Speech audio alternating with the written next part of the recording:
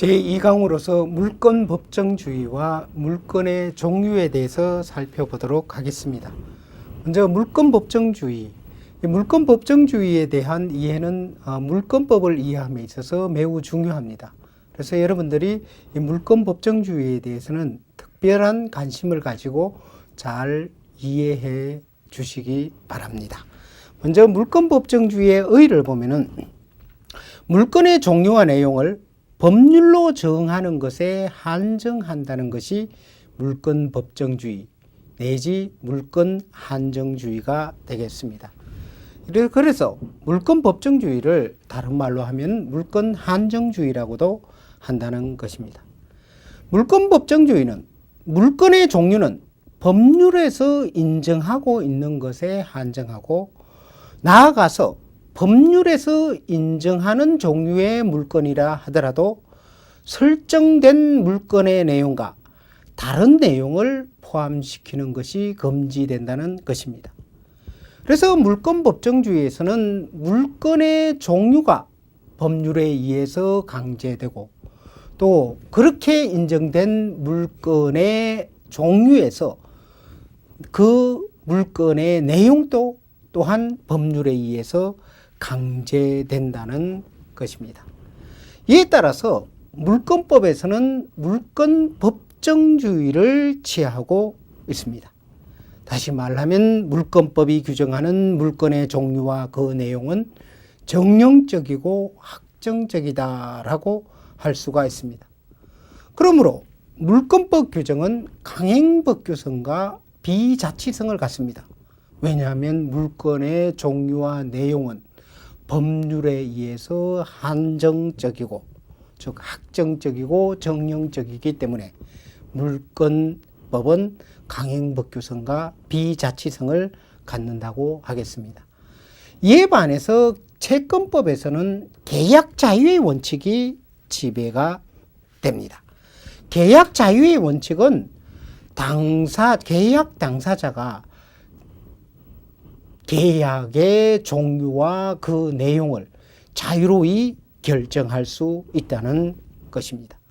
즉 계약법에 있어서는 계약 자유의 원칙이 적용되므로 채권법의 규정은 원칙적으로 임의법규적인 성질을 갖는다고 하겠습니다.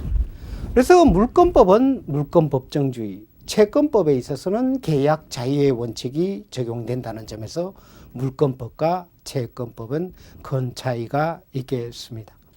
그리고 물권법은 물권법정주의를 원칙으로 하므로 물권법에 있어서도 학설의 대립이 다기하나 이것은 바로 법률의 내용을 해석함에 있어서 해석의 차이를 두는 데서 학설의 대립이 발생한다고 하겠습니다. 우리 민법은 185조에서 물권 법정주의를 규정하고 있습니다. 즉 물권은 법률 또는 간섭법에 의하는 외에는 임의로 창설하지 못한다라고 규정하여 물권 법정주의를 규정하고 있습니다. 자, 물권법과 관련하여 최초로 185조의 내용을 읽어드렸습니다. 자, 여러분들이 이 법 조문이 나올 때 여러분들은 관련 민법전의 물권편에 있는 이 조문의 내용을 여러분들이 자세히 읽고 이해해야 할 것입니다. 우리가 지금 배우는 물권법은 현재 우리 민법과 특별법이 규정하는 물권법에 대해서 배우는 것이죠. 다시 말하면 민법과 특별법에서 규정하는 물권법의 내용을 해석해서 이해하는 것을 배우는 것입니다. 즉 우리가 배우는 법학은 해석 법학을 위주로 해서 배우는 것이죠. 그래서 관련 조문이 나올 때는 여러분들이 그 조문을 유의 있게 탐독할 필요가 있겠습니다. 두 번째로 물권법의 물권법정주의의 근거에 대해서 봅시다. 자, 채권법에서는 계약 자유의 원칙을 기초로 채권 관계의 자유로운 형성이 인정되는 데 비해서 물권법에서는 물권 법정주의를 취하여 물권의 자유로운 창설을 금지하는 이유가 무엇일까라는 것을 이해하는 것입니다. 왜 물권법에서 물권 법정주의를 취할까? 그 이유에 대해서 보면은 첫째로 역사적 내지 연역적 이유를 들 수가 있습니다. 이것은 바로 근대법의 자유로운 소유권을 방해하는 봉건적 물권 관계의 부활을 막기 위해서 물권 법정주의를 취한다는 것입니다. 자, 근대 이전의 소유권 관계를 보면은 근대 이전 사회는 중세 사회라고 할 수가 있는데 서양 중세 사회에 있어서는 소유권은 분할 소유권 관계를 이루어서 상급 소유권은 영주에게 속하고 하급 소유권은 영민에게 속했습니다. 즉 분할 소유권 제재를 취하고 있었죠. 그러면서 근대 시민혁명을 통해서 이러한 분할 소유권 제재가 무너지고 바로 근대적 임의의 자유소유권이 확립되었습니다. 그래서 물권 법정주의를 취함으로써 바로 봉건적 물권 관계의 부활을 막기 위해서 물권 법정주의를 취한다는 것입니다. 그러나 자유로운 소유권이 확립된 근대사회에서 봉건 관계가 부활할 염려는 없으므로 이는 연역적인 이유에 지나지 않는다고 하겠습니다. 다시 말하면 봉건적 물권 관계의 부활을 막기 위해서 물권 법정주의를 취한다라는 것은 현재에는 타당한 이유가 되지 않겠습니다. 두 번째로 물권 법정주의를 취하는 이유는 공시제도의 관철입니다. 물권은 채권과 달리 배타적 지배권이고 절대권입니다. 이에 따라서 제3자에게도 물권의 효력이 당연히 미치게 됩니다. 그러므로 제3자에게 물권의 존재를 인식시킬 수 있는 공시 방법이 마련되어야죠. 그래서 물권의 이러한 공시 방법을 관철하기 위해서 물권 법정주의가 필요하다는 것입니다. 공시를 위해서는 물권의 종류와 내용이 한정되어야 하므로 공시제도의 관철을 위해서 물권 법정주의가 인정된다는 것입니다. 다시 말하면은 물권이라는 것은 바로 공시가 되어야 하는데 이런 물권에 있어서 공시의 원칙을 관철하기 위해서 물권 법정주의가 필요하다는 것입니다. 물권 법정주의를 인정하는 경우에만 등기소에 등기부를 비치하여 부동산 물권 그 자체를 등기부에 기재하는 근원의 등기 제도를 운영할 수가 있습니다. 그러나 물권 법정주의를 인정하지 않으면 물권의 종류와 내용을 유형화할 수 없어서 물권 그 자체를 등기하는 근원의 등기를 할 수가 없습니다. 물권 법정주의를 취하지 않은 프랑스나 미국의 경우에는 물권 그 자체를 등기부에 공시할 수가 없습니다. 그래서 우리나라와 같은 등기 제도를 운영하지 않죠. 이들 나라에서는 물권 거래를 증명하는 거래 서면을 등기소나 등록소에 비치하는 방법으로 즉 간접적으로 물권을 공시하고 있습니다. 그런데 근원의 등기 제도는 부동산 물권의 공시 제도로 비교적 안정적입니다. 그래서 우리나라에서는 물권 법정주의를 취함으로써 물권의 근원의 등기 제도를 운영해서 이 안정적인 공시 제도를 운영할 수 있습니다. 그러나 영미나 프랑스처럼 거래 서면 날인 정서를 등록하는 것에 의한 공시 제도는 공시 제도로 불완전한 모습을 잇습니다. 이에 따라서 미국의 경우에는 이러한 불완전한 공시 제도의 보완 방법으로서 근원조사와 근원보험 제도 등에 의해서 공시의 불완전함을 보충하고 있습니다. 그래서 결론적으로 보면은 물권 법정주의를 취하는 이유는 물권 거래 물건의 공시제도를 관철하기 위해서 물건 법정주의가 인정된다고 하겠습니다. 세 번째로 민법 185조의 해석에 대해서 보겠습니다. 자, 우리 민법 185조는 물건의 종류라고 해서 물건은 법률 또는 간섭법에 의하는 외에는 임의로 창설하지 못한다라고 하고 있습니다. 그러면 이 185조의 해석론을 자세히 살펴보도록 하겠습니다. 첫째, 185조에서 말하는 법률이라는 것은 헌법상의 의미의 법률만을 말합니다. 그래서 명령이나 규칙은 185조의 법률에 포함되지 않죠. 그래서 185조의 법률은 계제점만을 말하겠습니다.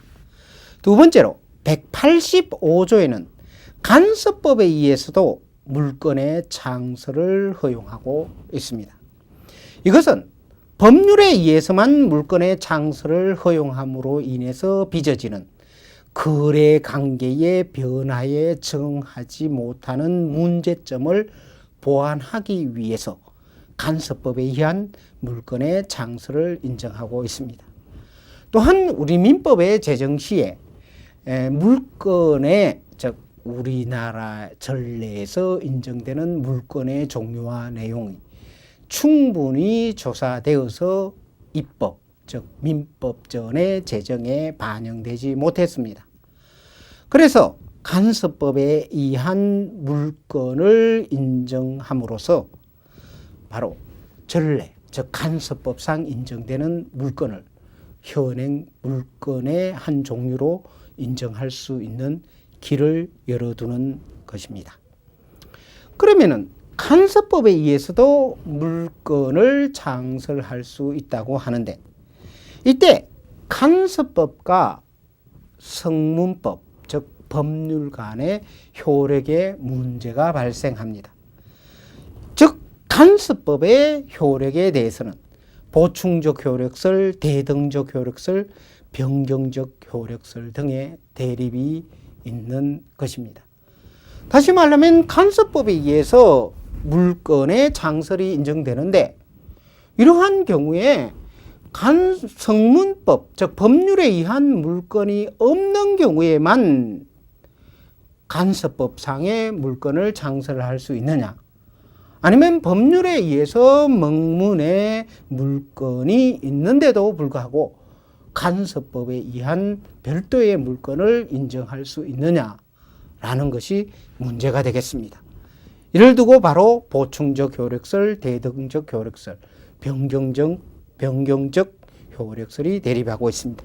먼저 보충적 효력설에 대해서 보면은 자, 이 견해는 우리 민법 1조에서는 이 간섭법의 법원성을 인정하는데 이 간섭법의 법원성은 성문법에 대해서는 보충적 효력밖에 없다라고 보면서 185조도 마찬가지로 간섭법에 의하여 물건의 창설을 인정하더라도 법률에 의한 물건이 있는 경우에는 간섭법에 의한 물건의 창설이 허용되지 않는다라고 봅니다.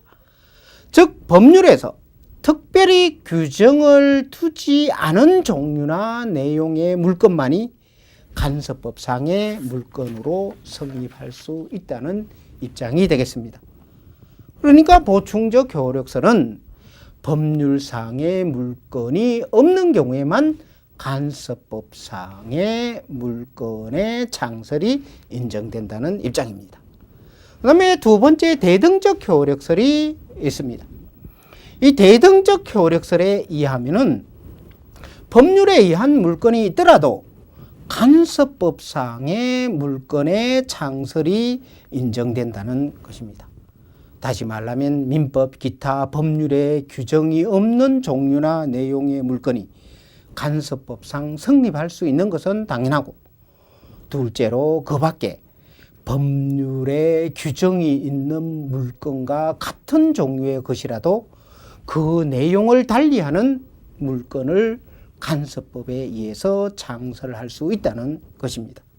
즉 법률에 규정되어 있는 물건과 다른 물건이 간섭법상, 즉 법률에 규정되어 있는 물건이라도 간섭법상의 다른 물건의 창설이 인정된다는 것입니다. 이에 따라서 법률에 의한 물건과 간섭법상의 물건은 양자는 병존하는 것으로 보아서 당사자는 선택의 자유를 가지게 된다고 보고 있습니다. 그 다음에 변경적 효력설이 있습니다. 변경적 효력설에 의하면은 법률에 의한 물건이 있더라도 이와 다른 간섭법상의 물건의 창설이 인정된다는 것입니다. 그리고 실제 적용에 있어서는 간섭법상의 물건이 성문법상의 물건의 변경을 인정하는 것으로 이해하는 것입니다.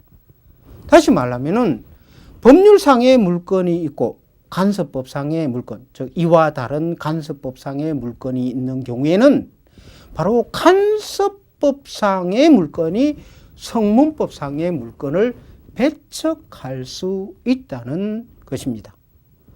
변경적 효력설은 성문법상의 물건과 다른 간섭법상의 물건이 존재하면 간섭법상의 물건만이 인정된다는 것입니다. 그러면은 결론적으로 어떻게 이해해야 할까요? 185조에서 간섭법에 의한 물건의 창설을 인정하고 있지만 이러한 간섭법에 의한 물건의 창설은 보충적 효력설에 입각해서 이해하는 것이 타당하겠습니다. 그 이유를 보면은 첫째로 민법 기타 법률에 의한 물건을 무의미하게 만들 수 있는 대등적 효력설이나 변경적 효력설은 물권 법정주의의 기본 원칙상 지나치다고 하겠습니다. 즉 법률에 의한 물건 이외에도 간섭법상에 의한 물건을 창설해서 법률에 의한 물건을 무력화시킬 수 있다는 것이 대등적 효력설이나 변경적 효력설이 되므로 물권 법정주의의 기본 원칙상 지나치다고 하겠습니다. 둘째로 물권 법정주의는 공시제도의 관철을 위해서 인정되는데 확실한 공시제도인 부동산 등기제도를 무력화시킬 수 있는 변경적 효력설이나 대등적 효력설은 타당하지 않겠습니다. 간섭법상의 물건이 인정된다면 이는 간섭법상의 공시 방법을 갖추어야 하는데 만일에 다양한 간섭법상의 공시 방법이 인정된다면 바로 확실한 공시제도인 부동산 등기제도를 무력화시킬 수 있기 때문입니다. 이에 따라서 185조에서 간섭법은 민법 1조의 간섭법과 마찬가지로 성문법에 대해서 보충적 효력을 갖는다고 해석함이 타당하겠습니다. 그러므로 민법 기타 법률의 규정이 없는 물건의 종류와 내용만이 간섭법에 의하여 성립할 수 있다고 하겠습니다. 그리고 185조는 강행규정입니다. 이에 따라서 이 강행규정에 위반하는 법률행위는 무효다라고 하겠습니다. 즉 강행규정에 위반하는, 즉 물권 법정주의에 반하는 물건의 내용이나 또 종류를 당사자가 합의한 경우에 그 내용은 원칙적으로 무효다 하겠습니다. 그러면 물권 법정주의에 어긋나는 법률 행위가 무효인 경우에 채권 행위 역시 무효인가라는 것이 문제가 되겠습니다.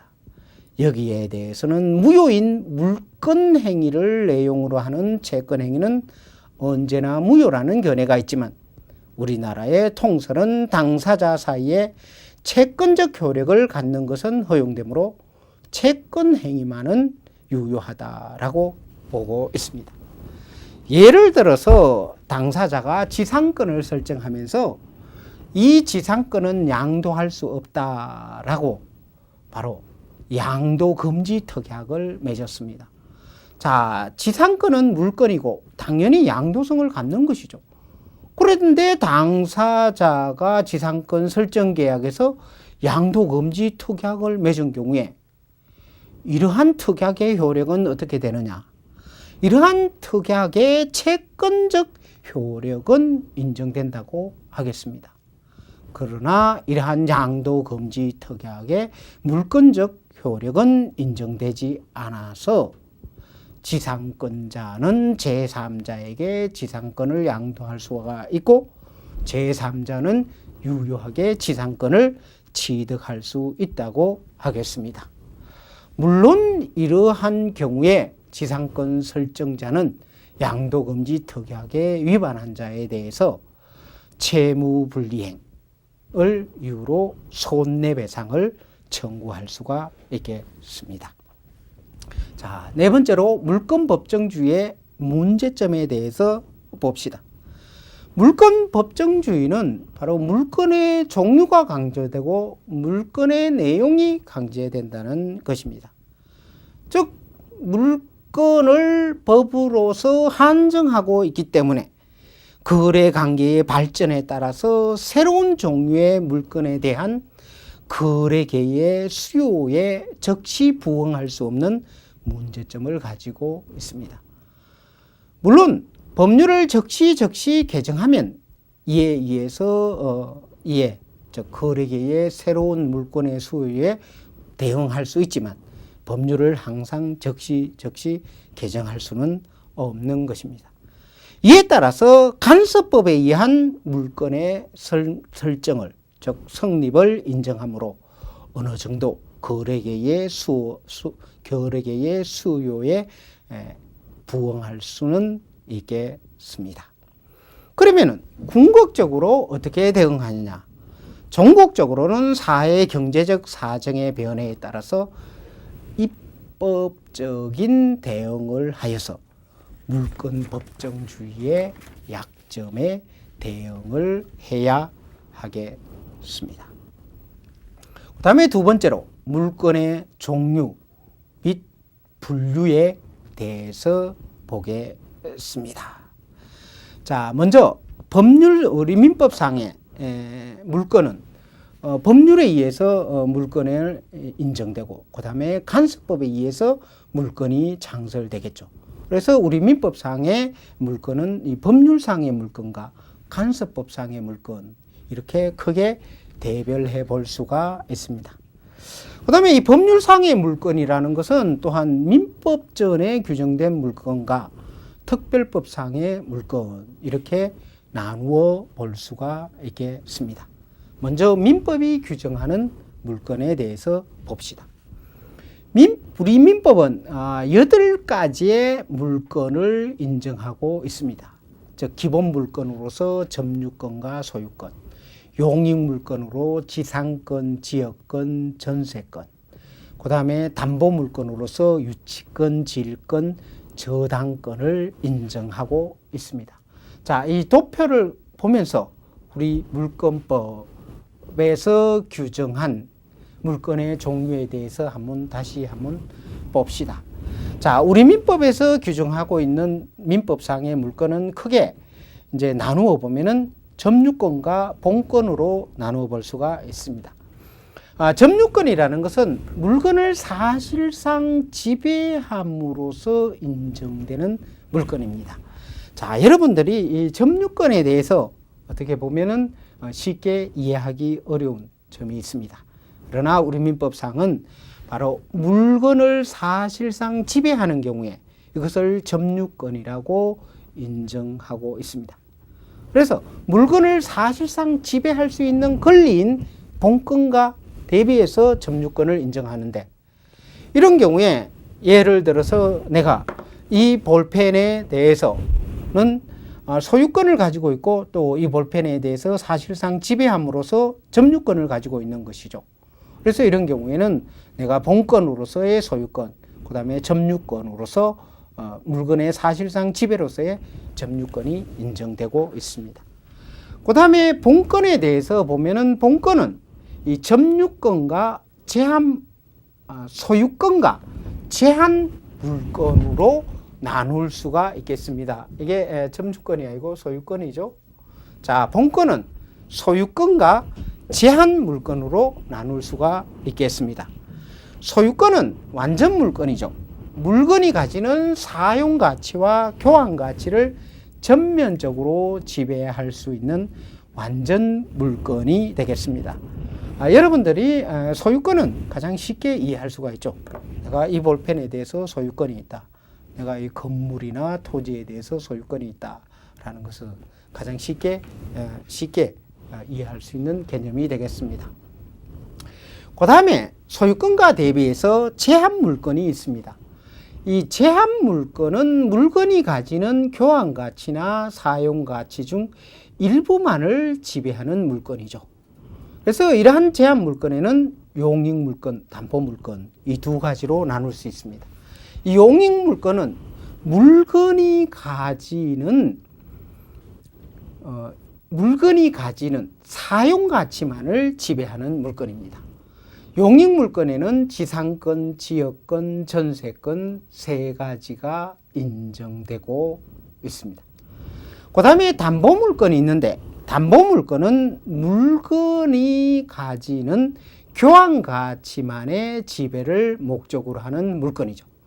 이러한 담보 물건에는 우리 민법상 유치권, 질권, 저당권 이 세 가지가 인정되고 있습니다. 그래서 우리 민법상에서는 결국은 이 점유권이 인정되고 그 다음에 소유권이 있고 용익물권으로서 지상권, 지역권, 전세권, 담보물권으로서 유치권, 질권, 저당권이 인정되고 있습니다.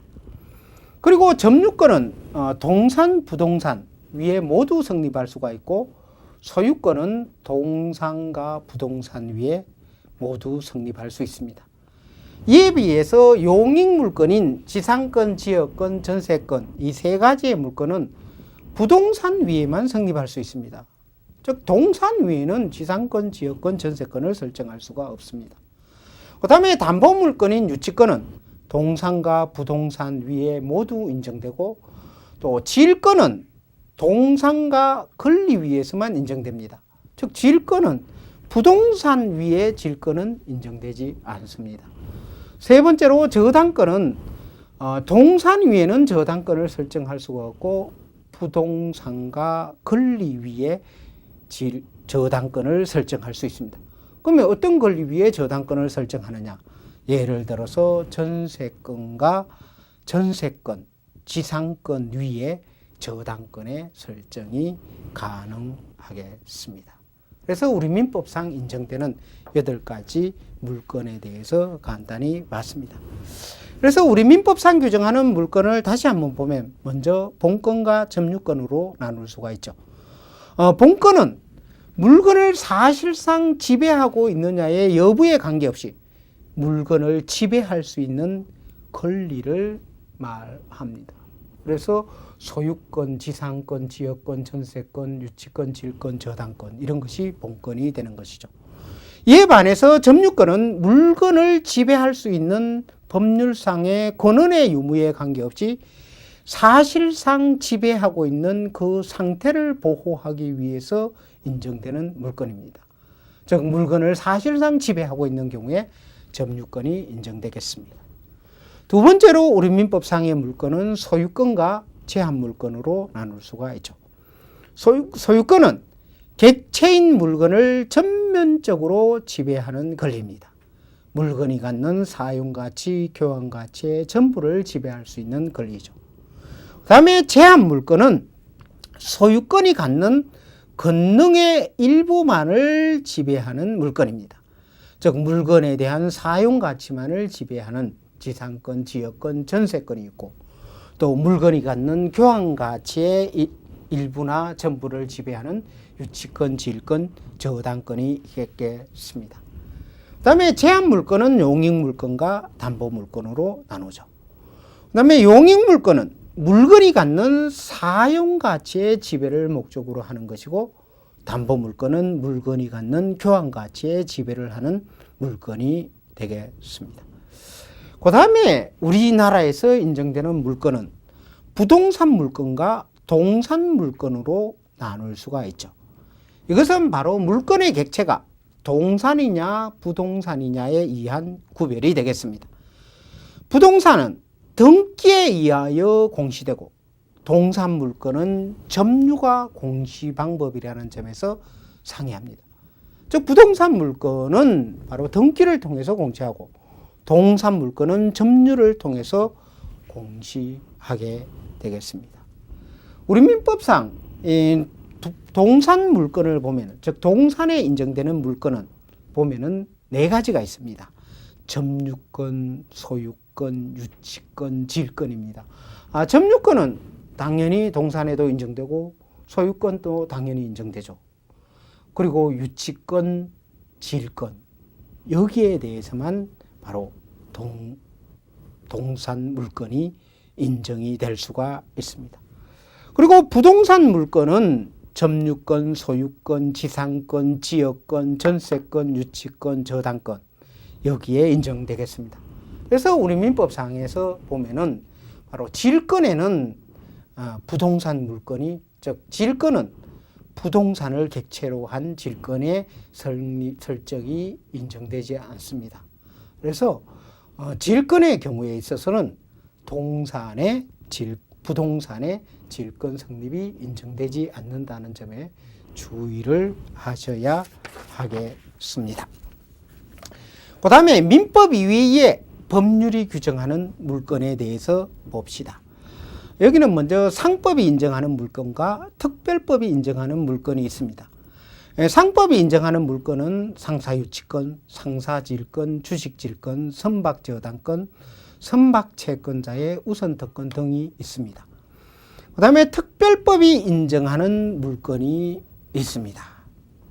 예를 들어서 공장재단저당법에 의해서 공장저당권이 인정되고, 그 다음에 공장재단저당권, 이것은 공장재단저당법에 의해서 인정됩니다. 그 다음에 강업재단저당법에서 강업재단저당권이 인정되고, 그 다음에 임목에 관한 법률에 의해서 임목저당권이 인정됩니다. 또 자동차저당법 제3조에 의해서 자동차저당권이 인정되죠. 그 다음에 항공기저당권, 중기저당권, 건설기계저당권, 이런 것이 바로 특별법이 인정하는 물건이 되겠습니다. 그 다음에 가등기담보 등에 관한 법률에 의해서 가등기담보법, 양도담보권이 인정이 되겠습니다. 그 다음에 강어권, 조강권, 어권, 이런 것도 특별법에서 인정하는 물건이라고 하겠습니다. 어권은 수산업법에 의해서 인정이 되고, 강어권, 조강권은 강업법에 의해서 인정되는 물건이라고 하겠습니다. 이러한 권리는 지하에 매장되어 있는 강물을 채굴하거나 물속에 서식하고 있는 수산물을 체포할 수 있는 권리로서 물건을 직접 지배하지는 않습니다. 그러나 물건을 전속적 배타적으로 취득할 수 있는 권리이기 때문에 주물권이라고 하겠습니다. 그 다음에 두 번째로 간섭법에 의해서 인정되는 물건이 있습니다. 우리 민법 185조에서는 간섭법에 의한 물건의 장소를 인정하고 있죠. 그래서 간섭법상의 물건이 인정되고 있습니다. 그러면 우리 판례를 통해서 인정된 간섭법상의 물건에 대해서 봅시다. 첫째, 분묘기지권이라는 것이 있습니다. 타인의 토지 위에 분묘를 설치한 때는 간섭법상 지상권 유사의 분묘기지권이 인정되고 있습니다.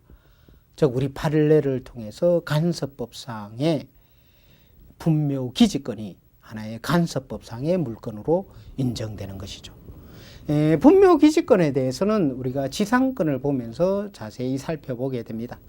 여기에서 분묘기지권이 인정하는 경우가 대표적으로 세 가지가 있는데, 첫째, 시효로 인한 분묘기지권의 취득이 있습니다. 즉 타인 소유의 토지 위에 소유자의 승낙 없이 분묘를 설치한 자가 20년간 평온 공연히 분묘기지를 점유한 경우에 분묘기지권이 인정됩니다.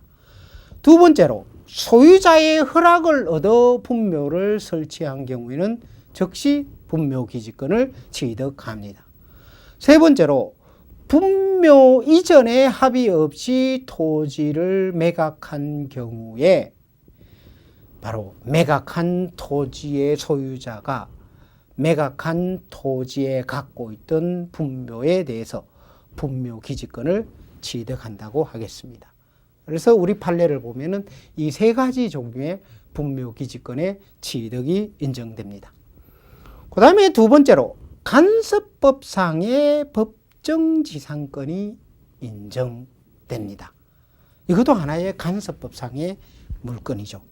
어떤 경우냐 하면은 동일한 소유자에 속하는 대지와 건물이 매매 등으로 인하여 각각 소유자가 다르게 되는 경우에 토지 소유자는 건물 소유자를 위하여 간섭법상의 지상권이 인정되는 것으로 본다라고 해서 간섭법상의 법정지상권을 인정하고 있습니다.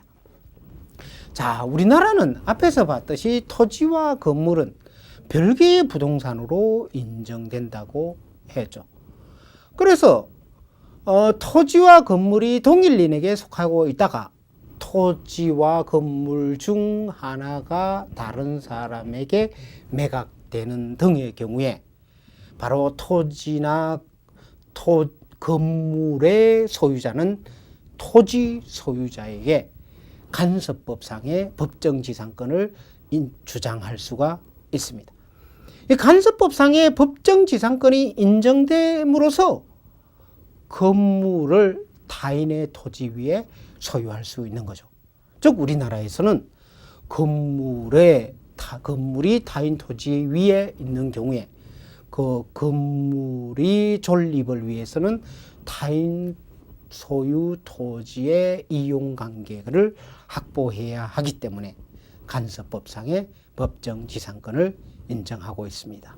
이에 관해서는 뒤에 가서 자세히 보겠습니다. 세 번째로 간섭법상의 물건으로 양도담보권이 인정됩니다.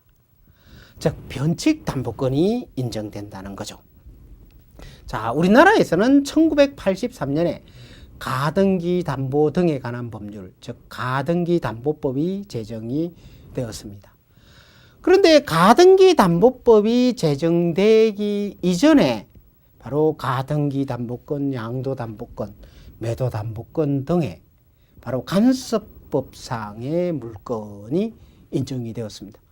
즉 가등기 담보법 제정 이전에 변칙 담보가 있었는데, 변칙 담보권이 있었는데 이것은 바로 간섭법에 의해서 인정된 물건이다라고 하겠습니다. 그런데 1983년에 가등기 담보 등에 관한 법률, 즉 가등기 담보법이 제정되었으므로 등기 등록에 의하여 공시할 수 있는 물건에 대한 변칙 담보권은 바로 특별법에 의해서 인정되는 물건이다라고 할 수 있죠. 그런데 가등기 담보법 제정 이후에도 등기 등록에 의하여 공시할 수 없는 물건에 대한 변칙 담보권, 이것은 여전히 간섭법상의 물건으로 남는다고 하겠습니다. 즉 등기와 등록에 의하여 공시할 수 없는 물건에 대한 양도담보권은 지금도 여전히 간섭법상의 담보물건이다라고 하겠습니다. 이에 따라서 이 변칙담보권에 대해서 보면은, 자, 변칙담보권은 간섭법상의 물건으로 인정되어 오다가 1983년도에 가등기 담보 등에 관한 법률이 제정됨으로써 변칙담보권의 상당 부분은 특별법상의 물건이 되었고, 가등기 담보법에 의해서 규율되지 않는 부분은 바로 변칙 간섭법상의 담보물건으로 존속한다고 하겠습니다. 그 다음에 네 번째로 기타에 대해서 보면은 원천, 수도사용권, 또 공유하천 용수권을 간섭법상의 물건으로 보는 견해와 또 단순한 상린권으로 보는 견해가 있습니다. 여기에 대해서 이제 간섭법상의 물건으로 보느냐, 이것을 단순한 상린권으로 보느냐, 이것은 바로 소유권의 상린관계 부분에 대해서 살펴보도록 하겠습니다. 그리고 지하수의 일종인 온천이 용출 기반을 따라서 별개의 독립한 물건의 객체가 되는지 여부가 문제가 되겠습니다. 자, 원칙적으로 지하수, 이것은 토지 소유권에 효력이 미치는 것이고 바로 토지 소유권의 내용의 일부분을 이루게 됩니다. 그런데 온천이 있죠. 이런 경우에 온천에 대해서만 특별히 이것은 지하수와 달리 봐서 이 온천권이란 하나의 간섭법상의 물건이 인정될 수 있느냐 여부가 문제가 되고 있습니다. 여기에 대해서 우리 판례는 온천에 관한 권리는 간섭법상의 물건의 일종이라거나 또는 준물건으로 볼 수 없다라는 입장에 있습니다. 그래서 온천권, 이것이 간섭법상의 물건으로 볼 수는 없겠습니다. 이에 따라서 간섭법상의 물건, 즉 185조에 있어서 간섭법에 의한 물건의 창수를 인정되는데, 그런데도 우리 민법상 실제 간섭법에 의해서 인정되는 물건의 종류는 그렇게 다양하지는 않다고 하겠습니다. 그래서 대표적으로 분묘기지권, 간섭법상의 법정지상권, 그 다음에 변칙담보권, 즉 가등기담보법에 의해서 규율되지 않은 변칙담보권, 이런 것이 바로 간섭법상의 물건으로 인정되는 것이다 라고 하겠습니다. 그래서 지금까지 봐서 물건 법정주의와 그 다음에 물건의 종류를 살펴봤죠. 그래서 우리가 물건의 종류로서 민법상의 물건, 특별법상의 물건, 간섭법상의 물건을 봤는데, 바로 물건법이라는 것은 지금까지 본 다양한 물건의 종류에 대해서, 그것에 대해서 민법과 특별법의 규정 내용을 자세히 배우는 것이 물건법의 내용이라고 할 수가 있겠습니다. 이 강의의 강의를 마칩니다.